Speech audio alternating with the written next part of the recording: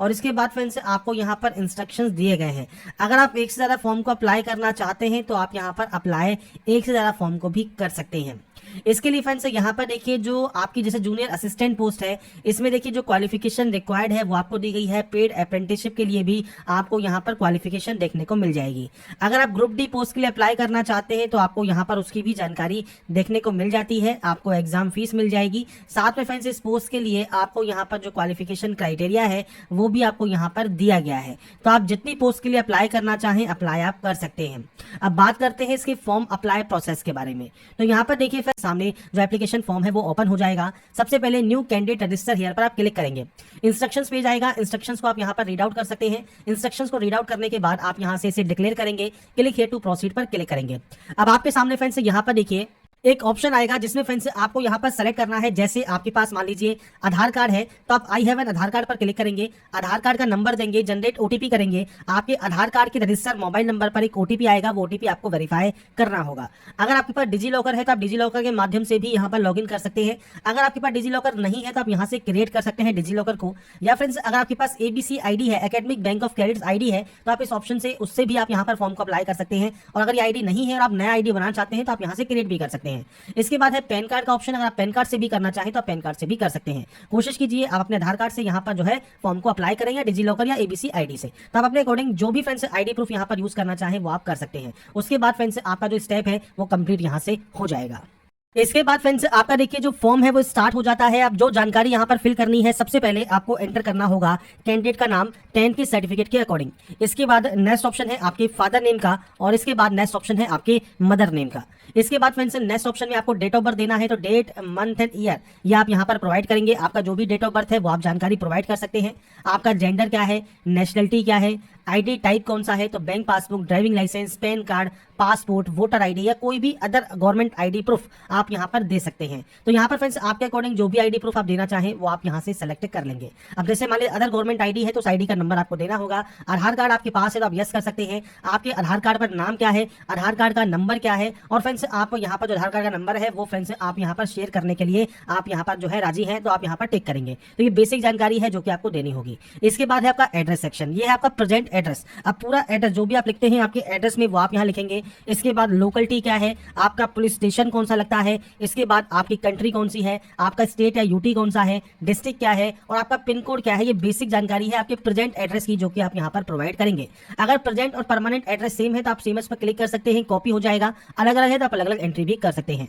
आपको फ्रेंड्स आपकी जो मेल आईडी है और आपका जो मोबाइल नंबर है वो आपको देना होगा और ये एक्टिव एंड वैलिड होने चाहिए क्योंकि इन पर एक ओटीपी आती है, वो ओटीपी आपको वेरीफाई करनी होती है। इसके बाद अगर एड्रेस सेम है तो आप सेम एस पर क्लिक कर दें, ये कॉपी हो जाएगा। अलग अलग है तो आप अलग अलग एंट्री भी कर सकते हैं। इसके बाद है पासवर्ड। पासवर्ड फ्रेंड्स आपको यहाँ पर क्रिएट करना है। पासवर्ड कैसा होना चाहिए, तो यहाँ पर देखिए पासवर्ड में आपके number, upper case, special character, lower case आपके होने जरूरी हैं। बात करें फ्रेंड्स अगर देखिए सैंपल की, तो मैं यहाँ पर सैंपल लिख रहा हूँ। जैसे आप अपर केस यूज कर सकते हैं, स्मॉल लेटर्स यूज कर सकते हैं। इसके बाद फ्रेंड्स आप यहाँ पर नंबर्स यूज कर सकते हैं और स्पेशल कैरेक्टर में @ स्टार, हैश आप कुछ भी यूज कर सकते हैं। तो कुछ इस तरह का जो पासवर्ड है वो आपको यहाँ पर बनाना होगा। पासवर्ड जब आप बना देंगे तो आपका ये ग्रीन हो जाएगा। उसके बाद इस पासवर्ड को आप दोबारा से रिटाइप करेंगे। कोई भी सिक्योरिटी क्वेश्चन आप ले सकते हैं, दोनों में से उसका आंसर दीजिए, इस कैप्चा कोड को फिल कीजिए और उसके बाद फ्रेंड्स आप यहाँ से डाटा को सबमिट कर सकते हैं। इसके बाद फ्रेंड्स नेक्स्ट ऑप्शन आपकी वेरिफिकेशन का है। तो अगर आपको लगता है कोई गलती हो गई है तो आप बैक जाकर या एड रजिस्ट्रेशन फॉर्म पर जाकर आप अपने फॉर्म को एडिट कर सकते हैं। कोई भी गलती नहीं है तो आप यहाँ पर वेरीफाई करेंगे कि आपने अपना नाम, फादर नेम, मदर नेम, आपका जेंडर, आपका date of birth, mobile number, mail ID और एड्रेस ये आपने चेक कर लिया है। इसके बाद आप यहाँ से आई एग्री करेंगे, सबमिट एंड सेंड ओटीपी पर क्लिक करेंगे। आपके पास एक ओटीपी आएगा, वो ओटीपी आपको फ्रेंड्स वेरीफाई करना होगा। तो यहाँ पर फ्रेंड्स देखिए सबसे पहले आपकी जो मेल आईडी है उस पर जो ओटीपी आती है वो ओटीपी आप यहाँ देंगे, इस कैप्चा कोड को फिल करेंगे और उसके बाद फ्रेंड्स यहाँ से वेरीफाई कर लेंगे। ओटीपी नहीं आती है तो आप रीसेंड ओटीपी भी कर सकते हैं। अब देखिए फ्रेंड्स आपका जब ओटीपी वेरीफाई हो जाएगा, आपका रजिस्ट्रेशन प्रोसेस कंप्लीट हो जाएगा। आपको फ्रेंड्स आपका एप्लीकेशन नंबर आपकी मेल आईडी पर आपके मोबाइल पर आपको सेंड कर दिया जाएगा। तो अपने एप्लीकेशन नंबर और जो पासवर्ड आपने जनरेट किया है और ये कैप्चा कोड डालकर आप यहाँ से लॉगिन जो है कर सकते हैं। इसके बाद फ्रेंड्स यहाँ पर देखिए अब आपका जो फॉर्म है वो स्टार्ट हो जाएगा और यहाँ पर देखिए रजिस्ट्रेशन कंप्लीट हो चुका है। अब आपको कंप्लीट एप्लीकेशन फॉर्म पर क्लिक करना है। पर एक बार इस फॉर्म को अप्लाई करने से पहले देखिए यहाँ पर एक ऑप्शन है मोबाइल वेरीफाई का। तो आपका जो मोबाइल नंबर है उसको भी आप एक बार ओटीपी से वेरीफाई जरूर कर ले। आप बाद में भी वेरीफाई कर सकते हैं। आप पेमेंट वाले ऑप्शन पर तभी जा पाएंगे जब अपने मोबाइल को आप वेरीफाई कर लेंगे।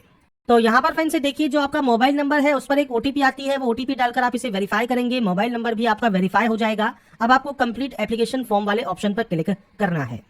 अब यहाँ पर आने के बाद फ्रेंड्स से देखिए कुछ बेसिक जानकारी आपको फिल करनी है। सबसे पहले देखिए अगर आपका डोमिसाइल उत्तर प्रदेश है तो आप यस कर सकते हैं।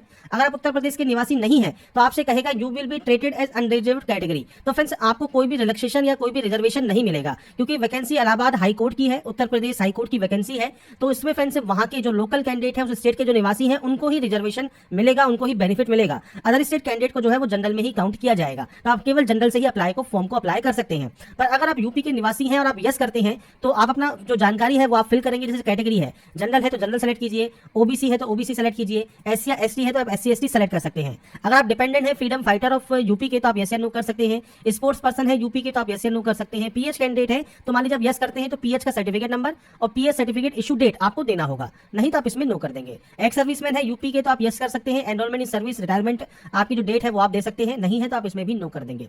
इसके अलावा एम्प्लॉई है सेंट्रल या स्टेट गवर्नमेंट या पीएसयू में तो आप यस या नो कर सकते हैं। आई एग्री करेंगे और उसके बाद सेव एंड नेक्स्ट कर देंगे। इसके बाद फ्रेंड्स नेक्स्ट ऑप्शन एड्रेस का रहेगा। एड्रेस में फ्रेंड्स आपको कुछ भी फिल करने की जरूरत नहीं है, सिंपली यहाँ से आपका जो भी होम डिस्ट्रिक्ट है वो आप सेलेक्ट करेंगे और आपका फ्रेंड्स यहाँ से आप डिस्ट्रिक्ट सेलेक्ट कर लेंगे। तो आपका जो स्टेट है और डिस्ट्रिक्ट है वो आपको सेलेक्ट करना है, आई एग्री करना है और सेव एंड नेक्स्ट कर देना है। इसके बाद फ्रेंड्स यहाँ पर देखिए नेक्स्ट ऑप्शन आता है अप्लाइंग पोस्ट का।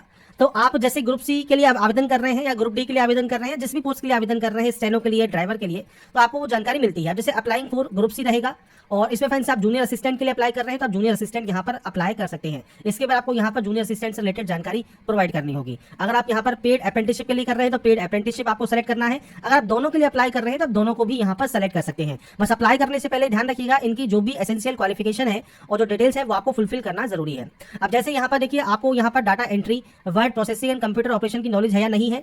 इसके अलावा mathematics as a one of the subject अगर आपके पास इंटरमीडिएट में है तो आप यहाँ पर यस करेंगे। इसके बाद सीसी सर्टिफिकेट आपके पास यहाँ पर होना चाहिए। रोल नंबर क्या है सीसी सर्टिफिकेट का वो आपको देना है। आपके ऑब्टेन ग्रेड क्या है। इसके अलावा फ्रेंड्स 25 वर्ड पर मिनट स्पीड आपकी हिंदी में टाइपराइटिंग कंप्यूटर पर है या नहीं है, इंग्लिश में है या नहीं है, 30 वर्ड पर मिनट में ये आपको जानकारी प्रोवाइड करनी है। अब जैसे मान लीजिए हिंदी में आपकी स्पीड है, इंग्लिश में आपकी स्पीड है, आप यहाँ पर यस कर सकते हैं। तो बस फ्रेंड्स यहाँ पर देखिए अप्लाई करने से पहले ये चीज आपको ध्यान से पढ़नी है। जैसे जूनियर असिस्टेंट है, यहाँ पर देखिए इंटरमीडिएट आपका पास आउट होना यहाँ पर जरूरी है with special knowledge of Urdu and Hindi along with CC certificate issued by NIT and जो आपकी स्पीड है 25 वर्ड पर मिनट हिंदी में और 30 वर्ड पर मिनट इंग्लिश में टाइपराइटिंग कंप्यूटर पर होनी चाहिए। ऐसे ही यहाँ पर फ्रेंड्स आप पढ़ेंगे तो आपको यहाँ पर इसकी भी जो क्वालिफिकेशन है वो आपको यहाँ पर दी गई है। तो अप्लाई करने से पहले फ्रेंड्स इनकी जो क्वालिफिकेशन है उनको आप जरूर पढ़ लें। इसके अलावा टेरिटोरियल आर्मी में अगर आपने काम किया है, 2 साल की सर्विस की है तो आप यस या नो कर सकते हैं। एनसीसी का सर्टिफिकेट है तो यस कर सकते हैं। टाइप ऑफ सर्टिफिकेट कौन सा है, ए है या बी है, तो वो आप सेलेक्ट कर सकते हैं। नहीं है तो आप सिंपली नो कर देंगे, आई एग्री करेंगे और सेव एंड नेक्स्ट कर देंगे। इसके बाद फ्रेंड्स यहाँ पर देखिए अब आपसे पूछता है क्वालिफिकेशन का कि आपके पास पीजी डिग्री है या नहीं है। अगर पीजी डिग्री है तो आप यस कर सकते हैं और आपकी पीजी डिग्री की जानकारी आपको देनी होगी। नहीं है पीजी डिग्री आप नो कर सकते हैं। अगर आपके पास ग्रेजुएशन की डिग्री है तो आप यस कर सकते हैं। अब आपका रिजल्ट अगर पास आउट है तो पास सेलेक्ट कीजिए। ईयर ऑफ पासिंग आपका क्या है वो आपको देना होगा। कोर्स या स्ट्रीम का नाम कौन सा है, बीए है, बीबी है, बीसीए है, बीकॉम है। आपकी यूनिवर्सिटी का नाम कौन सा है, आपके इंस्टीट्यूशन का जो आपका कॉलेज है उसका नाम और एड्रेस क्या है, रोल नंबर क्या है, रिजल्ट मोड परसेंटेज है, सीजीपीए है, वो आप दे सकते हैं। अगर आपके पास यहाँ पर मान लीजिए डिग्री नहीं है, आप यहाँ पर नो करते हैं तो आप नो कर सकते हैं। इसके बाद है 10+2। अब 10+2 आपका पास आउट होना जरूरी है। ईयर ऑफ पासिंग क्या है 10+2 का वो आपको जानकारी देनी है। कोर्स है, स्ट्रीम आर्ट्स है, कॉमर्स है, साइंस है, वो आपको देना होगा। आपके बोर्ड का नाम कौन सा है तो आपको फ्रेंड्स यहाँ पर देखिए बोर्ड के नेम की लिस्ट मिल जाती है, वो आप यहाँ सेलेक्ट करेंगे। आपका फ्रेंड्स जो रोल नंबर है वो आपको यहाँ पर देना होगा और आपका रिजल्ट मोड कौन सा है, परसेंटेज है, सीजीपीए है, वो आप देंगे और आपके मार्क्स ऑब्टेन आपको देने होंगे।